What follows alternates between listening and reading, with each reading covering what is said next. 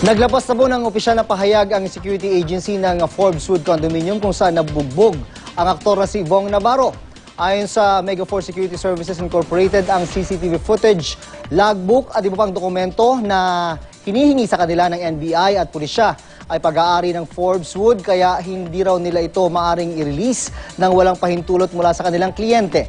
Nakipag-ugnayan na rin daw sila sa NBI. Nakunan rin daw ng pahayag ng ahensya ang kanilang security guards noong January 27 at magbibigay pa ng karagdagang pahayag sa February 3. Nakapag-report na rin daw ang kanilang mga tauhan sa Taguig Police para maimbestigahan.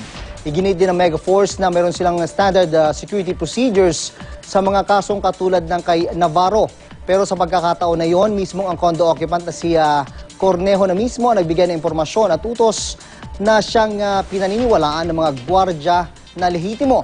Nangako naman ng Mega Force na patuloy na makikipagtulungan sa mga otoridad sa kanilang investigasyon.